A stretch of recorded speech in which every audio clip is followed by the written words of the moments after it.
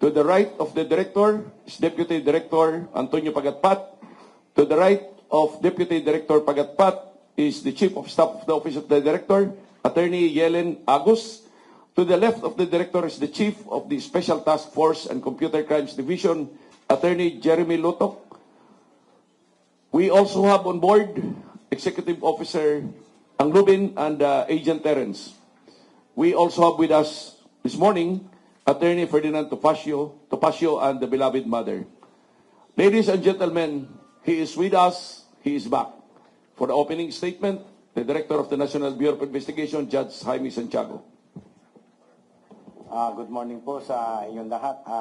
Marahil ay nagtataka kayo bakit finally na-turn over sa atin si former Congressman Teves. Ito po ay lahat ay sa magandang pakipag-ugnayan ng ating Pangulo, BBM, sa Presidente ng Timor-Leste, si Timor-Leste President Jose Ramos Horta, that they finally decided to turn over to us the person of Congressman Teves because they believe that Congressman Teves has been staying in their country for 2 years now, undocumented. And they also considered the cases filed against him before the court na sabi nila ay medyo hindi maganda sa kanilang national security. So they finally decided na i-expel from Timor-Leste si Congressman Teves. With that letter decision of the Timor-Leste government, the Secretary of Justice immediately formed a team consisting of Yusek Eli Cruz of the DOJ, yours truly, at DI. Nagpunta po kami through the help of our Philippine Air Force. Punta ho kami agad sa Timor-Leste and coordinated on the return of Sir Teves. Ganun po. So, ito na siya. Dumating kami kagabi mga pasado alas 12. Ginawa na namin yung procedure. Fingerprinting, mugshot, medical examination, and dumating kagabi rin si Attorney Topacio and the mother of Congressman Teves. So I allowed them to visit si Congressman Teves at binigyan namin sila ng private time to confer with each other, magbatian sila. And then dito na rin namin pinag-stay si Congressman Teves before turning him over to our detention facility in Bocor. Ayun po, may tanong po ba kayo? Yes. John, please.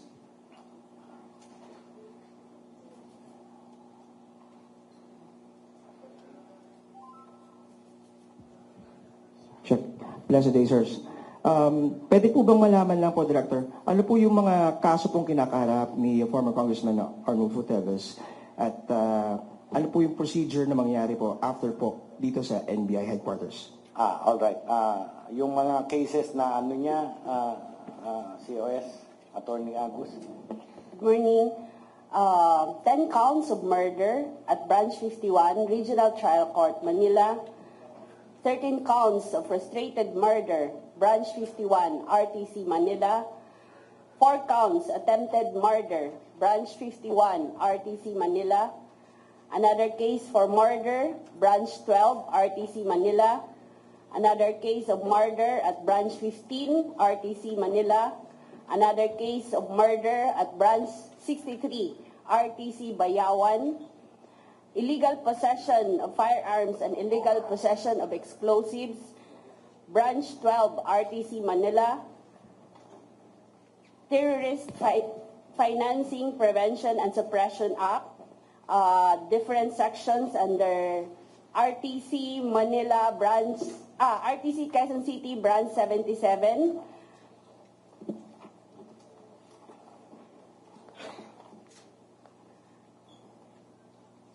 Another case of terrorist financing Prevention and Suppression Act, Branch 77, RTC, Quezon City. That's all. Thank you.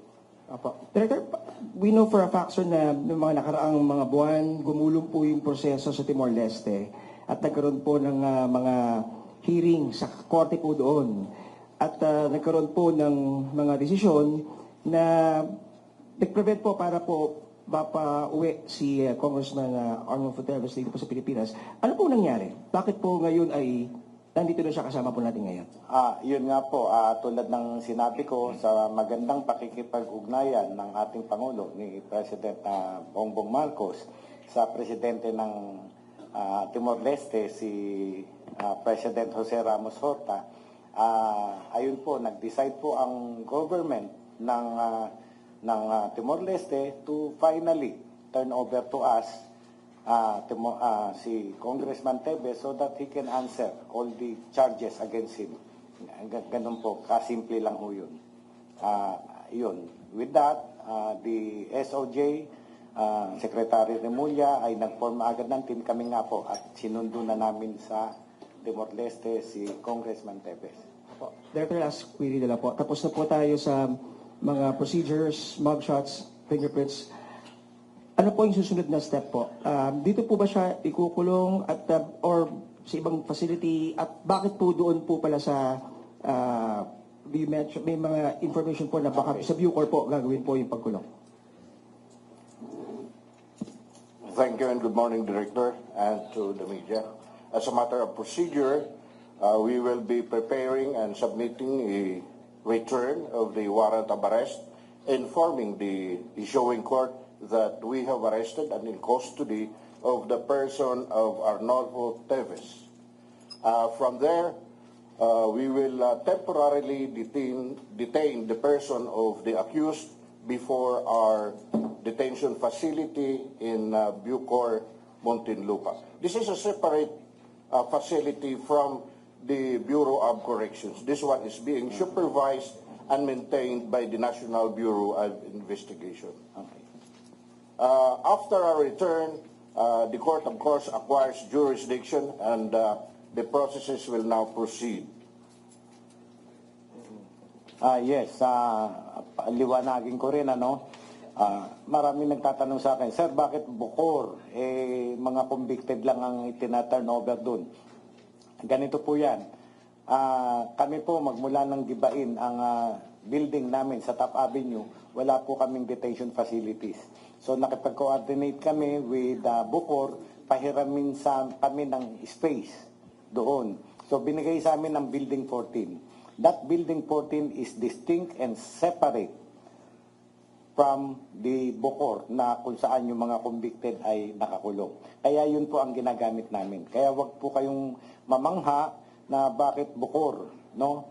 Detention facility po yun ng NBI under our control. Tao po namin na nakabantay doon. Ganun po. Maraming salamat po. Thank you for that information and clarification, Director, sir. Next. Limit to one question and one sir. follow-up, please. Yes po. Mads po from Net25. Sir, i-clear ko lang po, si Kong Teves po ay pinauwi dahil undocumented foreign national siya, not because of the extradition request of the Department of Justice po. Kasama na yun, meron tayong request, but then nag-file sila ng appeal sa korte doon at lumabas nga na parang dinideny yun, but then we further coordinated with the government, the Timor-Leste government, through our very own president. No, remember during the last week lamang nasa Malaysia si Presidente at nakausap sila ni Timor-Leste President. So, eto na po yung naging bunga ng magandang pakipagtunguhan ng dalawang bansa through our respective presidents. Director, can we also ask po, Kong Teves, is it okay po?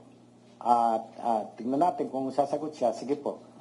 Hi, sir. Sir, how do you feel now po na after 2 years, finally, you're back in the country po And how do you feel na, kasi di ba meron kayong pending pa na appeal for asylum, tapos inuwi po kayo, pinayagan po ng Timor-Leste government na makabalik kayo sa Pilipinas despite na pending pa yung appeal? Yes, because actually, dun kasi, I've been there for 2 years. I know quite how the government there works, no?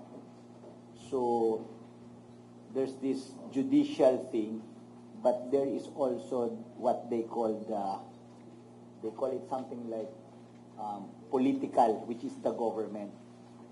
Oh. Iba pa yung ano ha? Iba pa yung presidente doon, iba pa yun sa government. Eh.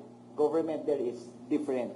Their president is something like ano lang, parang king ba, para siyang figurehead, yes. So there are several factors there which are distinct and separate, but as to who is more powerful, and I cannot say anymore, no? Because sa totoo lang, I just won with finality my case in extradition, but they used another thing about expulsion, which technically I still had a few days to reply, but hindi ko alam ano nangyari. Pero sige na lang, tapos na yun. I mean, useless discussing things, I mean, over spilled milk, no? But sa totoo lang, of course, malungkot ako dahil siyempre makukulong ako na habang makukulong ako. So, kahit hindi pa, di ba, dito kasi makukulong ka kahit hindi ka pa convicted, no? But may mga ano naman yun, si Attorney Ferdy na bahala. But what I'm saying, on the other hand, I'm also glad that I haven't seen my mother for 2 years. My father died last December, hindi naman lang ako nakauwi. So it was quite painful. And also, at least, maano na rin, matapos na rin. Dahil kahit nung nandun ako, inisip ko, kung hindi man ako umuwi, haharapin, kailangan pa rin ito matapos eh. Ito lang sana yung request ko sa sa korte na sana mabilis yung kaso. Dahil sa totoo lang, kung tatrabahoin talaga yung kaso, sandali lang naman sandali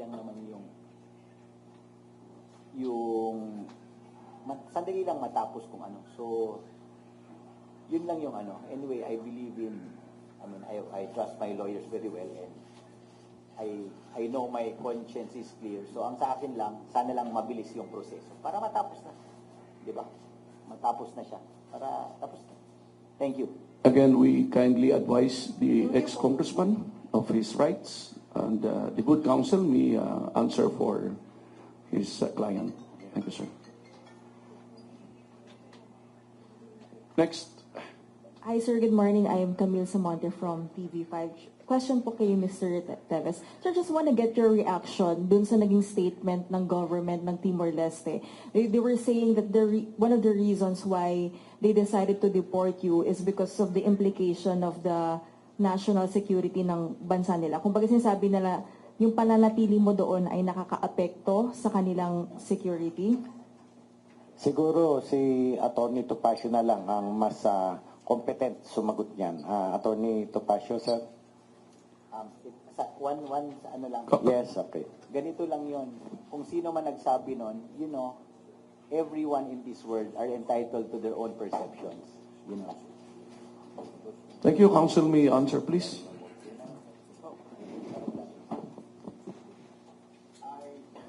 I affirm the statement of my client. Thank you. Okay, last na lang po from my end. Sir Teves, you mentioned earlier na you know na darating din naman yung punto na haharapin mo rin itong mga kaso. Why did it take you so long to stay in Timor-Leste? Bakit hindi na lang po natin hinarap ito sa korte? You know, a lot of you here know me ever since my days in Congress. I'm a very honest and sincere person. I will be very consistent. Even our pleadings in court, even now, still have, but of course, here I feel safer with the NBI because pasalamat ako kay Direktor at sa lahat ng staff ng NBI na maganda yung pagtrato nila sa akin mula nung pagkuha sa akin hanggang ngayon. So, my concern is really my life, my security. Handa na po kayong harapin si Mayor Janice Digamo? Wala naman problema. I mean, I can face anybody in this world. Thank you po.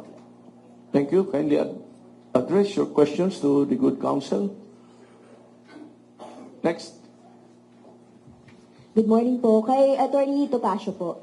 Attorney, now that meron na pong movement itong ating kaso, ano na po yung mga next steps po natin and yung mga plano pa po natin na gagawin?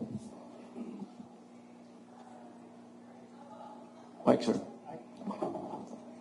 Well, I cannot comment in detail on that because ngayon pong nasa territorial jurisdiction na ng Pilipinas si Ginoong Teves at may kaso po, maraming kaso katulad naman po ng nabanggit ng ating napakagandang Chief of Staff ng NBI, that sub judice rule now applies.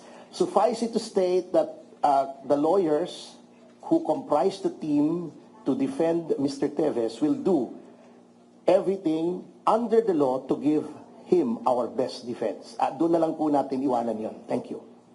Okay po. Kay Director na lang din po, sa kay Chief Lotok. Kamusta po yung pag-serve pala po natin ng warrant, sir? May naging problem po ba tayo dun sa pag-bring up sa kanya? Yung date lang po kung kailan po kayo pumunta doon, tapos kailan po siya na-process po ng ganito. Sige po. Good morning. Meron ho kaming prepare na presentation, yung timeline of events. Sir, if I may, Yes. ipakita po natin sa kanila. Jay? May we invite your attention to the screens for the video presentation?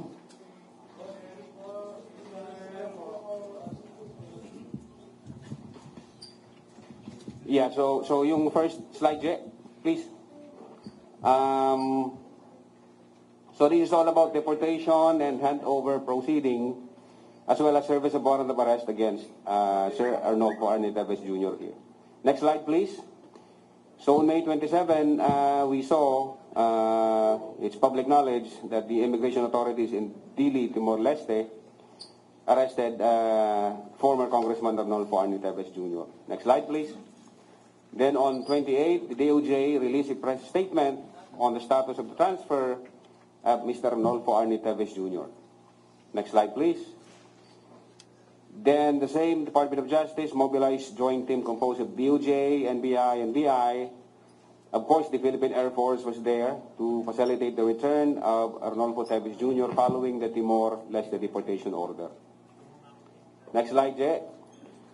There on May 28 at around 11 p.m., nagkaroon ho kami ng briefing ito sa loob ng Villamor Air Base. Before ho kami nag-scheduled flight to Timor-Leste. So at 11:34, pasok na ho kami sa aeroplano ng Air Force bound to Timor-Leste. Next slide. And then 29 at around 1 p.m., ito ko makikita nyo sa picture, nandyan yung director natin, si Yusek Cruz. Sinalubong po sila ng mga representative from Timor-Leste. Next slide. Yan, kung makikita po ninyo, ito po yung may present po ang Timor-Leste sort of certificate of handover. Ito ho yung kanilang initiation, representatives between the two countries. Next slide, please. Yan po makikita ninyo.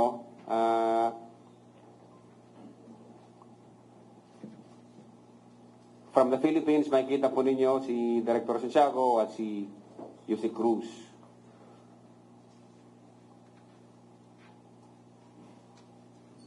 Next slide, Jay. So yung document po na kung saan present nila, pakita natin yung document, Jay, please. Yan, certificate of handover.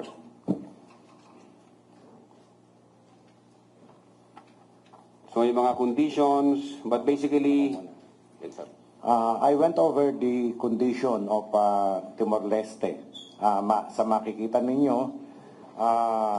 gusto nila i-guarantee natin na yung life imprisonment niya ay hindi tatagal ng 40 years.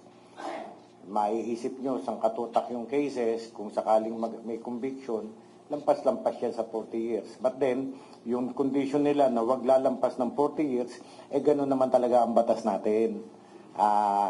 Meron tayong tinatawag na threefold rule.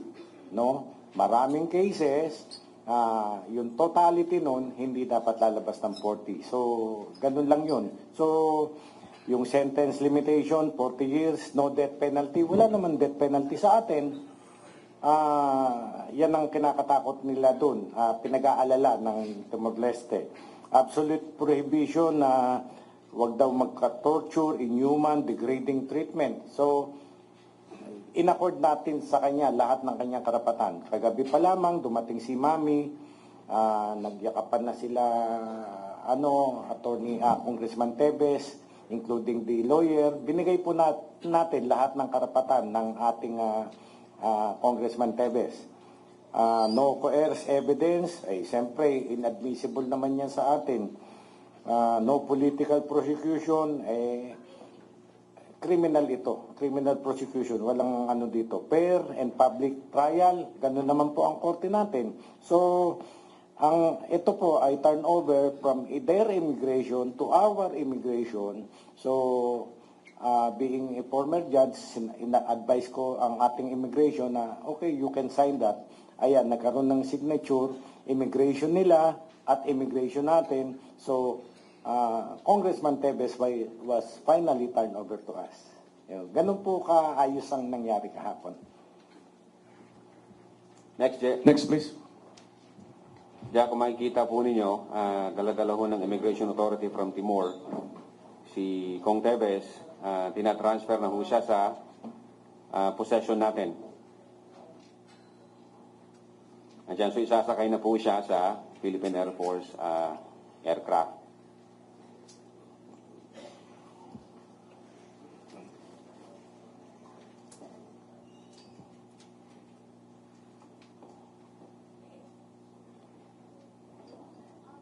And then from there, kung makikita ho ninyo, dyan po natin hinandcuff si Kong Tevez. Tinanggal na po ng Timor-Leste authorities ang handcuff, pati yung sa paa niya. Pati paa niya nakakadena doon . So, tinanggal na po ng Timor-Leste authorities, and then ako naman ay nag-order na tayo naman ang mag-handcuff. As a matter of protocol, pagka nag-aresto ka ng tao, he should be handcuffed. So, pinalitan naman namin. Pinalitan lang yung handcuff. At ayun nga, tinuloy na namin siya sa loob ng aircraft. Kumbaga, nasa jurisdiction na siya ng ating bayan dahil yung aircraft carrier natin, at doon ay binasahan na siya ng kanyang Miranda right ni Atty. Lotto. So nasa news naman ho yan. Unfortunately, wala ho tayong sound ngayon kasi naka-live. But then yan po yung Miranda rights na nabasa po natin kay Sir Tevez. Next, Jet. So ito na ho. Bound na po kami papuntang Davao para ho mag-refuel. Yan ho, makikita nyo yung status ni Kong Tevez during the flight. Next, Jet. Yan, at approximately 9:30, I think na-mobilize na po yata yung mga media men natin dito sa Pilipinas. Hindi pa ho kami nakakarating yan. Pabalik pa lang ho kami ng Manila dyan. Next slide, Je. Yan, approximately 11 p.m., the aircraft arrived at Villamor Air Base, Pasay City. At dito ho, lumabas yung NBI with Kong Tevez, with the BI, and personnel from Philippine Air Force. So dito po yun. Diniretso po natin siya sa vehicle ng NBI.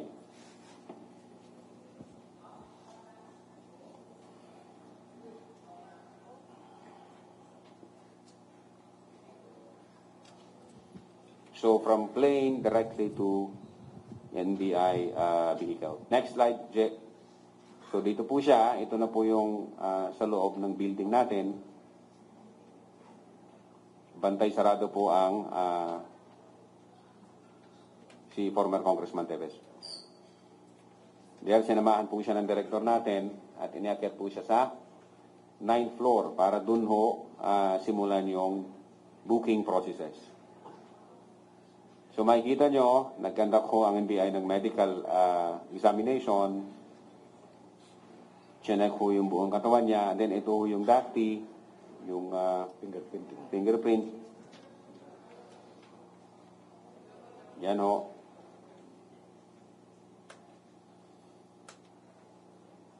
Okay. And then after that, mugshots. Next day.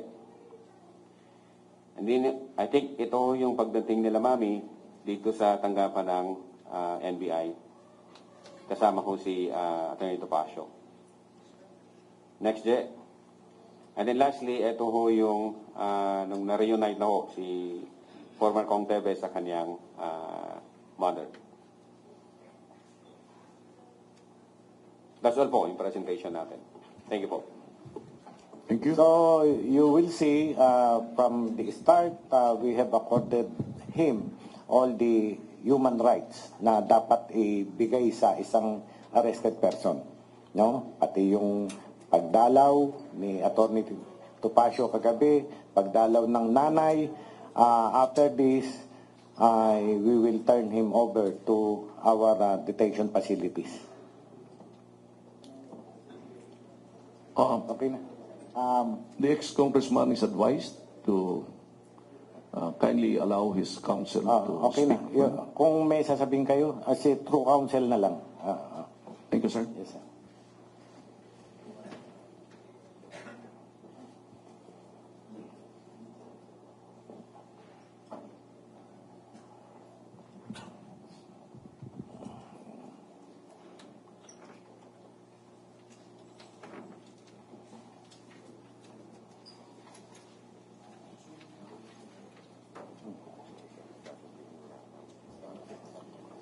Thank you, Honorable Director. Ang gusto lamang pong iparating sa ating mga kaibigan sa media at mga kababayan natin ang pasasalamat ni Congressman Arnie Teves sa pamunuhan ng National Bureau of Investigation sa pangunguna, siyempre, ni Director and former Judge Jaime Santiago. I affirm his statements kanina that all basic human rights as guaranteed in the Constitution, all the rights of the accused, and norms of decency were observed by Director Santiago and his staff. Napaka-bait po, napaka-disente, at napaka-matulungin po ng staff ng NBI, the entire organization. By the way, I also came from the NBI a long, long time ago. So I'm happy to know that its basic tenets of nobility, bravery, and integrity have been maintained through the years. At nananawagan din po si Congressman Teves yung mga ibang hinahanap ng batas. Baka pwede mag-request kayo na dito na kayo sumuko kay Director Santiago and you can be assured of fair, impartial, and very decent treatment. Salamat po. Salamat din po, Attorney Topacio, Congressman Sir. Salamat po. Thank you, Attorney Topacio, the counsel, for highlighting the professionalism of the agency. Next. Yes, ma'am. Sir, good afternoon. Good afternoon, ma'am, sir. To the Bureau Director, I understand after this, dadalihin na po si former Kong Arnie Teves po sa detention natin sa Muntinlupa. Sir, what are the measures po? What measures are being taken po to ensure Teves' safety while inside po sa detention center po natin sa NBI? Ano na po yung preparations Yes, po natin? we will immediately return the warrant to the respective court, accompanied by our certificate of detention. Now, the court will then set the arraignment. Kasi yung pag-arraignment, yan ang makaka-acquire ng jurisdiction ng court. So, mag-i-start na ang ball rolling. Yun ay papilnan ni Atty. Topacio kung paano niya ipagtatanggol ang kanyang kliyente. Director, follow-up. Kumusta po yung situation doon? Ano pong expect ni Kong Teves doon sa ating detention facility po doon sa Bucor? Maayos po at malinis ang ating detention center. Pinamumunuan ng very competent na si Agent Wilmar, no? At siya ay disiplinadong ahente ng NBI at walang hokus-pokus dun sa parehas ang treatment. Walang torture, walang ano pa man, no? Mahigpit ang bilin ko sa kanila na hindi na pwedeng maglalagay makakagala sa labas ang detainee, no? Mahigpit ang bilin ko sa ganyan. And alam naman nila, every now and then dumadalaw ako sa detention facilities to check yung kalagayan ng ating mga detention na detainees. Yes. Thank you, sir. Next, please. Yes, ma'am. Magandang umaga po, Darlene Kai from GMA. Director, follow-up lang po ako dun sa detention, magiging conditions niya doon. May kasama ba siya sa kwarto o sa kanyang cell o mag-isa lang po siya? Hindi naman po sa pagbibigay ng VIP treatment, but para rin po sa kumbaga, i-acclimatize natin siya sa isang detention center. Siyempre, may changes doon na attitude, ganyan. Ilalagay muna natin siya sa isang solo na room para mag-acclimatize siya na being a detainee. No? Dahan-dahan yan, process na yan. Dahan-dahan ng process na yan. Okay. Now, the court, i-return namin ng warrant. The court may issue a commitment order. Baka ipakomit siya sa kung saan, bahala na naman dyan si Atty. Topacio. If I can just ask Congressman Teves, what was going through your mind during the arrest? Ano pong nararamdaman nyo noon? At saka kung may comment ba kayo doon sa manner of arrest and yung pagbiyahe nyo mula po sa Timor-Leste papuntang Pilipinas? Please, What was going through your mind during the arrest? Sir, Counsel may ako magko-comment doon sa counsel may answer. Okay lang, wag na muna ako mag-comment sa I understand. Sige po. Thank you po. Last na lang po kay Atty. Topacio. Kagabi po, nakita lang namin na medyo may tension, nagka-problema po yung pagpasok nyo sa Villamor Air Base. May nagkausap na po ba kayo ng NBI tungkol dito? Meron po ba kayong further comments doon sa nangyari po kagabi pagdating? Yung sa Villamor Air Base, there is an instruction na para hindi magkagulo. Katulad ngayon, pagpasok lang, inayos na namin kayo. Nung pumasok, pinagkaguluhan si Congressman Teves. Ayaw namin siya masaktan. So from Villamor, my instruction is no more media interview. Pagbaba ng aeroplano, sakay sa kotse, diretso dito. At bibigyan ko naman kayo ng pagkakataon na makaharap sila, makaharap kami, at ito nga po ang nangyayari. Na-clarify na po yun as very aptly stated by Director Santiago. Salamat po. Maraming salamat po. Thank you. Next. Good morning po, Margo from SMNI. Alam po natin kasunod dito arraignment na, pero we know kung ano pong ipapasok nating plea. And diretsong tanong lang din po kay Congressman Arnie Teves. Tayo po ba ay may kinalaman po sa pagpatay talaga kay Governor Roel Digamo? Thank you so much. We will not comment on that at the moment kasi sub judice nga po. Plus, we do not want to telegraph our punches at this point. Salamat po. Thank you, Counsel. Thank you. Next, sir. John? Hi, Director. Jairo Bollado, Rappler po. Director, to clarify lang po, Attorney Topacio announced din po kasi that there was supposedly a writ of habeas corpus granted by the Timorese court which could have prevented the deportation back to the Philippines. To clarify, sir, meron po bang ganun talagang order? Na-inform po ba kayo ng Timorese authorities regarding the said writ? Yun po ay nangyari sa Timor-Leste. Wala akong personal knowledge about that. So, kami lamang ay tumupad dun sa order na i-extradite na siya, ilipat na siya sa atin at ayun nga, sinundo namin siya. Kung meron mang ganun, ay bahala na silang magpaliwanag kung bakit. Before that, my client just wishes to convey that regarding the previous question, his conscience is clear. Let's leave it at that. Now, regarding the habeas corpus, the issue is moot, and it will be a matter between the executive and judicial branches of the government of the Republic of Timor-Leste to sort out that problem. Nandito na po si Congressman Teves, and we will consider that as water under the bridge, and we will now be laser focused on his defense. Salamat po. Thank you. Just a follow-up question, sir. Nung na-arrest po si Congressman Teves, ang sinabi po ng DOJ, there were two options, deportation and extradition. Obviously, the DOJ went with the extradition, which is a judicial process, but ultimately, we relied on the deportation, which is an executive function of the Timor-Leste's Executive Department. Sir, na-inform po ba kayo, bukod po dun sa pag-uusap ni President Marcos and nito pong leaders po ng Timor-Leste, what triggered po itong decision ng Executive Department ng Timor-Leste to finally go with the with the deportation process, sir? Yes, Thank you. sa pakikipag-usap nga ng ating presidente, Pangulong Bongbong Marcos, sa presidente ng Timor-Leste, na pag-isip-isip nila na oo nga, si Congressman Teves has been staying in their country for 2 years na undocumented. So, tapos, na-realize din siguro nila that Congressman Teves is facing several crimes before our court here. Kaya sinabi nila yung gravity ng offense considered, kinonsider nila na threat na sa kanilang security si Congressman Teves. So that is the reason why they decided finally to turn him over to the Philippine government. Thank you, sir. Next. Yes, sir.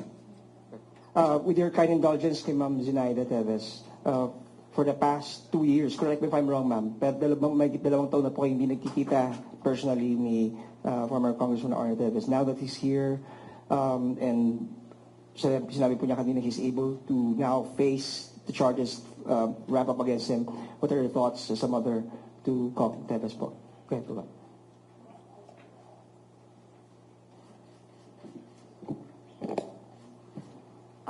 First, I really would like to thank Director Santiago and the whole NBI troop here. Talagang maganda yung pagkakatrato nila sa anak ko. Tama ka, for the last 2 years, hindi kami nagkita. And hindi ko rin siya mapuntahan dun sa Timor-Leste because my husband was also in and out of the hospital. We were not able to go home to Negros the past 2 years until my husband passed away last December 24.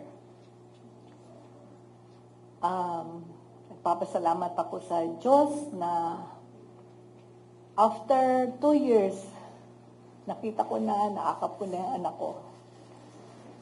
And I would also like to thank the people who have been supporting us with their prayers. Thank you. Bilin niyo na lang po sa kanya, ma'am. Bilin niyo po.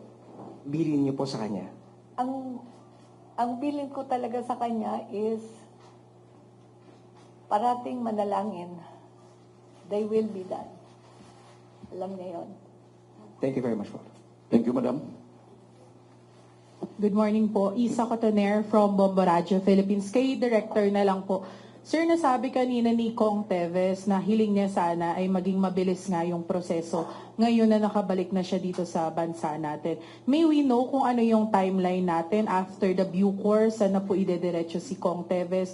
Or diretso na po ba siyang iaharap sa korte? Kung ano po yung maaari niyong ma-share with us? Yes, pagka-turnover namin sa Bucor, at the same time, lalakad na ang aking mga tao, i-return yung warrant with the certificate that Congressman Teves is now in our custody.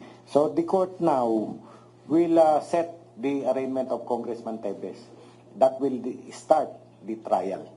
No, baala na nga doon si Atty. Topacio, role niya na yun. kay mother po ni Kong Teves, may we ask lang po, the moment na nakita niyo po si Kong Teves kagabi, dito sa NBI, ano po yung una niyong napag-usapan? Can you share it to the media na lang din po? And ano yung mga una niyo pong ginawa dito sa NBI po? More on, of course, we had, and yung yakap namin, unspoken words, wala kaming pinag-usapan, but yung yakap namin said it all. Thank you. Thank you po. So, okay. Kung ano, yes. Sige, last question na. Good morning po. Siguro kay Congressman Teves, hindi ko lang alam kung pwede niyang sagutin.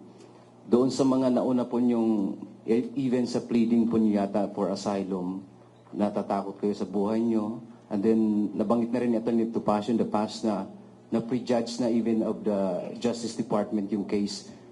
Ngayon, nandito na po kayo sa Pilipinas. Umaasa pa ba kayong magiging impartial po ang government sa pag-treat dito sa inyo pong kaso? Counsel may answer. Please. Of course, I always hope for a fair game. Wherever the ball game will be. In any game naman, be it sports, be it judicial, be it whatever, be it a debate, we hope that the playground is, I hope that there should always be a level playing field. Dahil that's fundamental. Isang mabilis na lang po. Based sa report po, you were able to enter po Timor-Leste April 2023. Would you confirm that? At sa ano pong mode? Paano po kayo nakarating ng Timor-Leste? Thank you po. I'm sorry. Siguro yung mga bagay na yan, water under the bridge, ika nga ni Atty. Topacio. Move on tayo. Ito, mag-uumpisa na ng trial. Doon na lang po tayo. Tignan natin po. Okay. Thank you, sir. Okay. The Director now for Yes, his sir. closing message. So maraming salamat po sa inyo at I am assuring not only Congressman Teves but his counsel and you people na iingatan namin si Congressman Teves. We will accord him all his right, no? Protection na namin na hindi siya masaktan habang nasa aming pangangalaga. Maraming salamat po sa inyo. Thank you and good morning. Thank you po.